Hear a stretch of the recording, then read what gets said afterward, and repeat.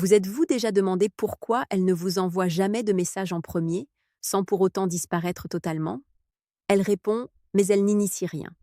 Elle reste dans votre vie, mais ne fait jamais un pas vers vous. Pour la plupart des hommes, ce schéma est déroutant, frustrant, presque comme un puzzle insoluble. Mais et si son silence n'était pas du tout le fruit du hasard?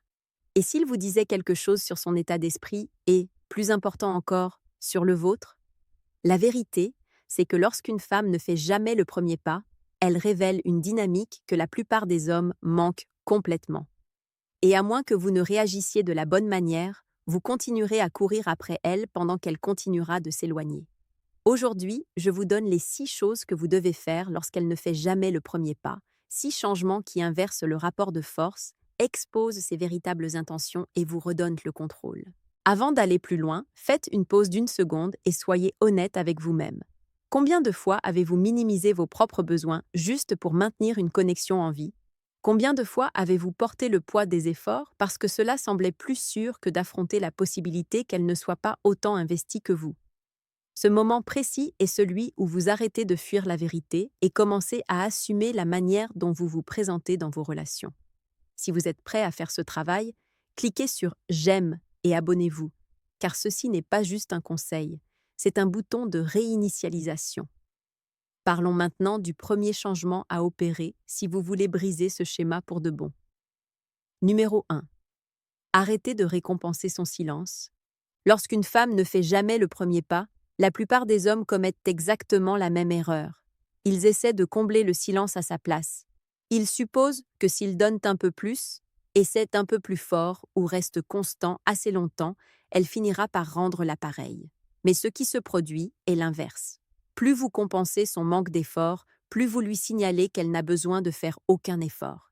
Et que vous le réalisiez ou non, vous la dressez. Vous lui apprenez que votre présence n'exige rien d'elle. Aucune intention, aucun investissement, aucune initiative. Imaginez ceci un instant.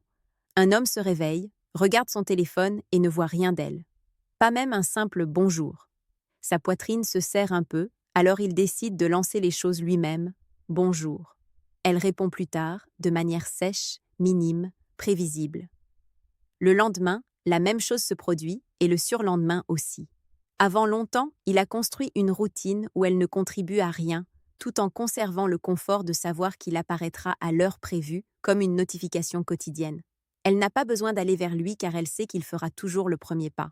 Chaque fois que vous répondez au silence par plus d'efforts, vous rendez votre attention moins rare, moins significative et moins précieuse.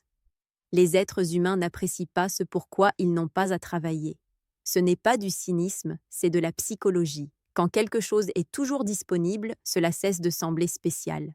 Quand quelque chose ne demande rien, cela ne rapporte rien en retour. C'est pourquoi le premier changement commence par la retenue, pas par la réaction. N'envoyez pas de SMS parce que le silence vous met mal à l'aise. N'appelez pas parce que vous avez peur de perdre le lien. Ne prenez pas de nouvelles juste pour vous rassurer qu'elle tient toujours à vous. Laissez le silence exister. Laissez l'espace respirer. Laissez-lui ressentir l'absence de ce qu'elle a pris l'habitude de recevoir sans effort. Vous ne la punissez pas, vous vous protégez. Vous préservez la valeur de votre présence au lieu de la brader comme lors d'une liquidation.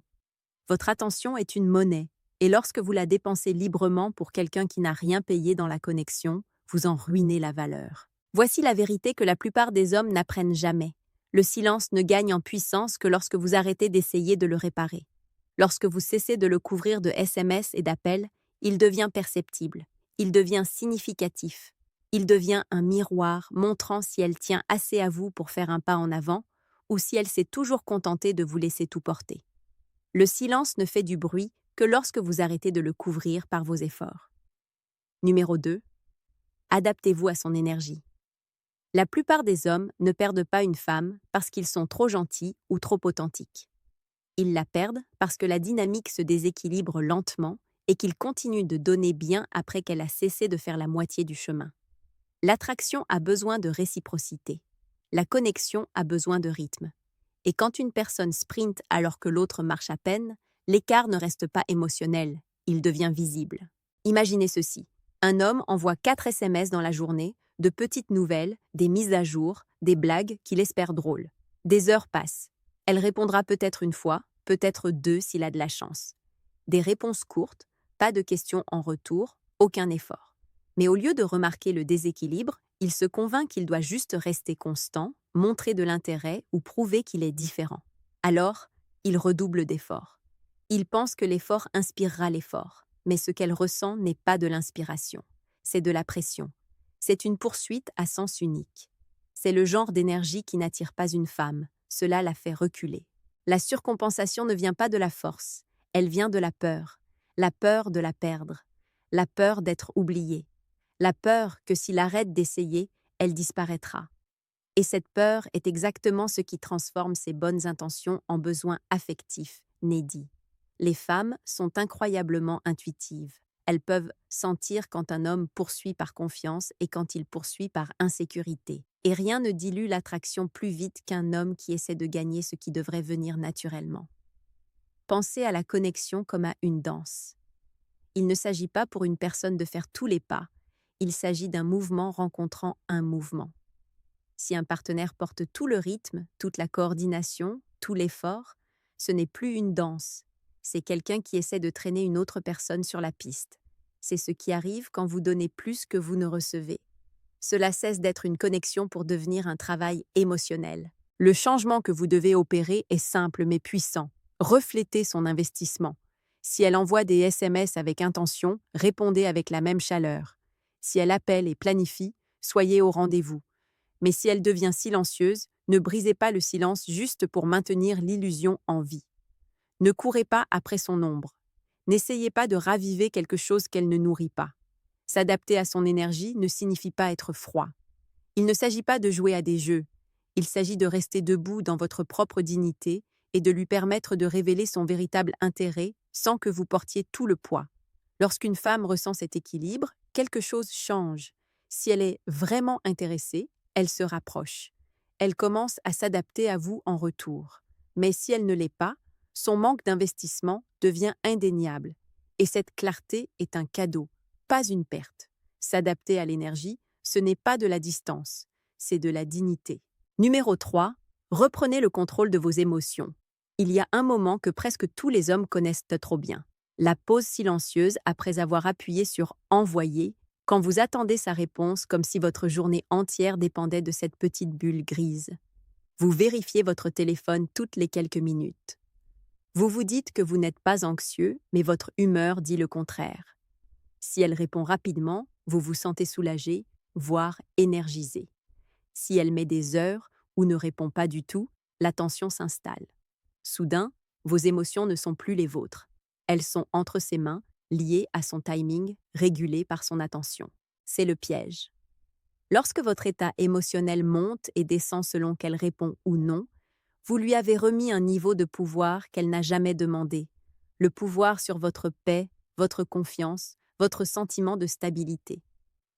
Et voici ce que la plupart des hommes ne réalisent pas. Ce changement ne reste pas caché. Les femmes le ressentent. Elles peuvent sentir l'anxiété subtile dans votre ton, la légère urgence derrière chaque message, l'espoir inexprimé qu'elle vous validera par quelques mots tapés. Et au moment où une femme sent que son approbation est le centre de votre monde émotionnel, quelque chose change. L'attraction s'estompe. Le respect glisse. Pas parce qu'elle est cruelle, mais parce que la dépendance ne ressemble jamais à de la force. Imaginez un homme assis à son bureau, faisant semblant de travailler. Son téléphone s'allume, seulement une notification d'une application. Pas elle. Sa poitrine s'affaisse un peu. Il pose le téléphone pour le reprendre 2 minutes plus tard. Il se dit qu'il veut juste vérifier quelque chose, mais en réalité, il vérifie pour elle. Le pire, il sait qu'il le fait, et pourtant il ne peut pas s'arrêter. Il se sent contrôlé par le silence, possédé par l'incertitude. Mais la vérité, votre vérité, est celle-ci. Sa réponse est une information, pas une validation. Elle vous dit à quel point elle est investie, pas à quel point vous êtes précieux. Et au moment où vous intériorisez cela, tout change. Reprendre le contrôle émotionnel ne consiste pas à faire semblant de ne pas s'en soucier. Il s'agit de rediriger votre attention vers vous-même, votre travail, votre corps, vos objectifs, vos amitiés, votre vie. Il s'agit de refuser de laisser une notification dicter votre humeur. Il s'agit de se rappeler que votre temps et votre énergie ont du poids et que vos émotions méritent d'être entre vos mains, pas celles de quelqu'un d'autre. Lorsque vous arrêtez d'être obsédé par ces réponses, quelque chose de subtil mais puissant se produit. Vous vous tenez plus droit, vous bougez plus lentement, votre esprit semble plus clair. Et ironiquement, c'est là que les femmes commencent à se rapprocher, parce que vous n'êtes plus l'homme qui fait les 100 pas autour de son téléphone. Vous êtes l'homme ancré en lui-même, inébranlable face au silence, non attaché aux résultats. Contrôlez vos émotions ou elles contrôleront la façon dont elles vous voient. Numéro 4. Laissez l'absence faire le travail. La plupart des hommes croient qu'ils perdent une femme en prenant du recul. La vérité est qu'ils la perdent souvent parce qu'ils ne le font jamais. Quand vous êtes toujours disponible, toujours en train d'envoyer des SMS, toujours à prendre des nouvelles, toujours en attente comme une sortie de secours émotionnel, elle n'a jamais la chance de ressentir réellement votre présence. Et si elle ne peut pas ressentir votre présence, elle ne ressentira jamais votre absence. Sans absence, il n'y a pas de contraste. Sans contraste, il n'y a pas de valeur. Pensez à votre plat préféré. Si vous en mangiez tous les jours, peu importe à quel point vous l'aimiez au début, quelque chose changerait. Cela ne ferait pas le même effet. Cela ne semblerait pas spécial. Pas parce que la nourriture a changé, mais parce que la fréquence a changé. Trop de présence tue l'appréciation. Et le même principe s'applique à l'attention, à l'effort et à la disponibilité émotionnelle. La surexposition émousse le désir. Maintenant, imaginez un homme qui inonde une femme de messages constants, de mises à jour constantes, de rassurances constantes. Il pense qu'il nourrit la connexion. Il pense qu'il construit de la proximité. Mais ce qu'il fait vraiment, c'est inonder l'espace, ne lui laissant aucune place pour revenir vers lui, aucune place pour se poser des questions, aucune place pour ressentir quoi que ce soit, sauf un léger accablement ou une indifférence tranquille. Elle n'a pas le temps de le manquer. Elle n'a pas l'espace pour le désirer. Il est là avant même qu'elle ait la chance de remarquer qu'il était parti. L'absence fonctionne parce qu'elle crée de la clarté. Lorsque vous arrêtez de trop en donner, son véritable niveau d'intérêt remonte à la surface. Si elle vous estime, elle ira vers vous. Elle prendra des nouvelles. Elle initiera. Elle avancera dans l'espace que vous avez ouvert. Mais si elle ne le fait pas, son silence grandira. Pas parce que vous l'avez causé, mais parce que vous avez enfin arrêté de le couvrir. Laisser l'absence faire le travail n'est pas une stratégie pour la manipuler. C'est une stratégie pour vous libérer. Vous ne la menacez pas de vous retirer. Vous revenez simplement à une base saine, où votre énergie n'est pas déversée sur quelqu'un qui ne verse rien en retour. Vous sortez du rôle de celui qui essaie toujours et entrez dans le rôle de l'homme qui prête attention aux efforts. Et voici la partie que la plupart des hommes ne voient jamais venir.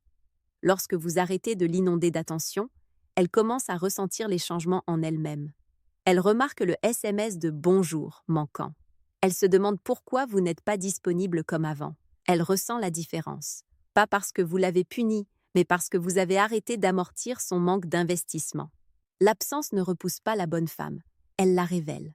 Elle vous montre si elle tient à vous rencontrer à mi-chemin ou si elle était seulement à l'aise avec le fait que vous fassiez tout le travail. Elle ne peut pas manquer ce qui ne part jamais. Donnez-lui quelque chose à manquer. Numéro 5. Testez son intérêt. Il existe un type particulier de confusion qui piège beaucoup d'hommes. La situation où elle n'initie jamais, mais répond toujours. Pas avec enthousiasme, pas avec effort, mais assez pour vous laisser deviner, assez pour vous laisser espérer. Et parce qu'elle ne disparaît pas complètement, vous vous dites qu'il y a quelque chose. Alors, vous continuez à porter la dynamique. Vous continuez à être celui qui tend la main en premier, qui maintient les conversations en vie, qui fait les plans, et tout ce temps, vous restez à vous demander si elle est intéressée ou juste divertie. C'est là que la clarté devient essentielle. Quand quelqu'un envoie des signaux mixtes, la pire chose que vous puissiez faire est de continuer à combler les vides pour lui. Parce que tant que vous compensez son faible effort, vous ne connaîtrez jamais son véritable niveau d'investissement. Elle n'a pas besoin de le montrer. Elle n'a pas besoin d'essayer. Vous avez rendu la relation trop facile, elle n'a qu'à se laisser porter. Imaginez un homme qui lui envoie le même SMS de bonjour tous les jours. Cela fait pratiquement partie de sa routine. Certains jours, elle répond, d'autres non. Certains jours, elle répond des heures plus tard avec un message court et sans émotion. Et pourtant, il continue parce qu'il a peur que s'il arrête, elle s'éloignera. Ce qu'il ne réalise pas, c'est ceci. Si quelque chose s'estompe au moment où vous arrêtez de le porter, c'est que ce n'était pas réel au départ. Tester son intérêt ne signifie pas jouer à des jeux ou la manipuler. Cela signifie créer une opportunité pour qu'elle se manifeste. Cela signifie vous retirer juste assez pour voir ce qui se passe quand vous ne faites pas tout le travail. Arrêtez d'être le premier à envoyer un SMS. Arrêtez d'être celui qui relance toujours. Arrêtez d'être la seule personne à investir de l'énergie dans la connexion. Prenez du recul, pas dramatiquement, pas avec attitude, mais avec intention. Puis observez. Est-ce qu'elle réduit la distance? Est-ce qu'elle remarque le changement? Est-ce qu'elle tend la main, prend de vos nouvelles, demande à vous voir? Ou laisse-t-elle le silence s'installer confortablement, comme si cela ne lui coûtait rien du tout? La beauté de cette approche est qu'elle expose la vérité sans une seule confrontation. Ces actions répondront à la question que vous continuez d'éviter. Si elle tient à vous, elle le montrera. Si ce n'est pas le cas, elle restera silencieuse. Et ce silence est votre clarté, pas votre échec. Vous ne la perdez pas. Vous perdez l'illusion qu'elle est investie. Si la connexion n'existe que lorsque vous la portez, vous n'êtes pas dans une relation. Vous êtes dans une performance. Laissez ces actions révéler ce que ces mots ne diront jamais. Numéro 6. Élevez vos standards. Il arrive un point où le problème n'est plus son silence, son incohérence ou son manque d'effort. Le problème devient les standards que vous vous êtes autorisé à accepter. Lorsque vous continuez à vous accrocher à une femme qui ne vous donne rien en retour, vous n'agissez pas par amour, vous agissez par peur. La peur d'être seul, la peur de recommencer à zéro, la peur que ce soit le mieux que vous puissiez obtenir. Et ces peurs vous convainquent silencieusement d'accepter des miettes et d'appeler cela une connexion. Imaginez un homme qui garde une femme dans sa vie alors que son investissement est nul. Elle n'initie pas. Elle ne planifie pas. Elle ne montre pas d'excitation, mais elle répond juste assez pour le garder dans les parages. Il se dit, peut-être qu'elle a juste besoin de temps, ou peut-être qu'elle n'est pas douée pour les SMS, ou peut-être qu'elle traverse quelque chose. Il construit des explications pour protéger son espoir au lieu de protéger son amour-propre. Et parce qu'il a peur de la perdre, il ne se demande jamais ce qu'il perd en la gardant.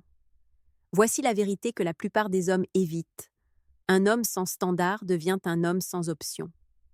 Lorsque vous tolérez la négligence, vous vous entraînez à croire que c'est tout ce que vous méritez. Vous réduisez votre monde pour l'adapter à son indifférence. Et plus vous restez dans cette dynamique, plus vous vous convainquez que son strict minimum est un privilège plutôt qu'une insulte. Élever vos standards ne consiste pas à devenir dur ou exigeant. Il s'agit d'abord d'être honnête avec soi-même. C'est reconnaître quand quelqu'un ne fait pas la moitié du chemin. C'est reconnaître quand vous êtes le seul à investir. C'est accepter quand la connexion n'est en vie que parce que vous continuez à lui faire un massage cardiaque. Et au lieu de s'accrocher au potentiel, c'est choisir de valoriser votre paix plus que le fantasme auquel vous vous accrochez. Vos standards sont le filtre qui détermine qui a accès à vous. Lorsque vous les élevez, quelque chose de puissant se produit. Les mauvaises femmes s'éloignent et les bonnes s'avancent sans effort. Les femmes qui vous estiment vraiment ne vous laissent pas deviner. Elles ne vous laissent pas en suspens. Elles ne vous demandent pas de prouver votre valeur par des efforts incessants. Elles apportent la réciprocité naturellement parce qu'elles voient votre valeur immédiatement. Votre valeur ne se mesure pas à la durée pendant laquelle vous pouvez vous accrocher à quelqu'un. Elle se mesure à votre volonté de partir lorsque vous n'êtes pas valorisé. Une femme ne devrait pas avoir à être convaincue de s'intéresser à vous. Elle ne devrait pas avoir besoin d'être poursuivie pour investir. Et vous ne devriez pas construire votre identité autour de quelqu'un qui est à peine présent. Si elle n'apporte rien, elle ne reçoit rien. Pas par vengeance, mais par respect de soi. Lorsque vous élevez vos standards, vous ne perdez pas des femmes, vous perdez les mauvaises. Vous venez de traverser un voyage que la plupart des hommes ne font jamais parce qu'il vous oblige à affronter la partie de vous-même qui préférerait courir après le silence plutôt que de choisir le respect de soi. Et si vous êtes arrivé jusqu'ici, comprenez quelque chose. Vous êtes déjà en avance sur la version de vous qui avait l'habitude de s'asseoir près du téléphone en attendant un message qui ne venait jamais. Ce que vous avez fait ici ne consiste pas à corriger son comportement. Il s'agit de comprendre le vôtre. Vous avez vu ce qui se passe quand vous arrêtez de récompenser le silence. Quand vous vous adaptez à son énergie au lieu de la noyer dans la vôtre. Quand vous reprenez le contrôle des émotions que vous donniez autrefois trop facilement. Vous avez vu comment l'absence crée de la clarté et comment tester son effort révèle la vérité autour de laquelle vous tourniez. Et enfin, vous avez vu pourquoi vos standards ne sont pas seulement des lignes directrices, ils sont le fondement de votre valeur. Le but de tout cela n'est pas de reconquérir une femme, c'est de vous reconquérir vous-même. Parce qu'au moment où vous cessez de laisser l'incohérence de quelqu'un d'autre dicter votre confiance, vous devenez un autre type d'homme. Le genre qui ne mendie pas d'espace, qui ne passe pas d'audition pour obtenir de l'attention, qui ne prend pas des miettes pour une connexion. Vous devenez l'homme qui comprend que la valeur n'est pas quelque chose que l'on poursuit, c'est quelque chose que l'on incarne. Et voici le changement qui compte le plus. Son silence ne vous menace plus, il vous informe. Il vous dit où elle en est pour que vous puissiez décider où vous en êtes.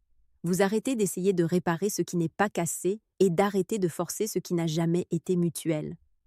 Vous arrêtez de vous accrocher au potentiel et commencez à choisir la réalité. Et dans cette réalité, vous voyez enfin que la bonne femme n'a pas besoin d'être convaincue de s'intéresser à vous. Elle le montre naturellement, constamment, volontiers. Vous n'êtes pas ici pour mendier une place dans la vie de quelqu'un. Vous êtes ici pour vous présenter comme un homme qui connaît sa valeur. Son effort ne définit pas votre valeur. Vos standards le font. Et si ce que vous avez entendu aujourd'hui vous a fait faire une pause, même pour une seconde, tant mieux. Cette pause, c'est de la croissance. Cette pause est une prise de conscience et cette prise de conscience est la première étape pour devenir l'homme que vous étiez censé être. Si vous voulez continuer à marcher sur ce chemin, cliquez sur s'abonner. Ne manquez pas les principes qui vous aideront à rester ancré, confiant et intentionnel dans chaque connexion que vous construisez. Et si vous avez déjà eu affaire à une femme qui n'a jamais fait le premier pas, racontez votre histoire dans les commentaires. Je veux l'entendre.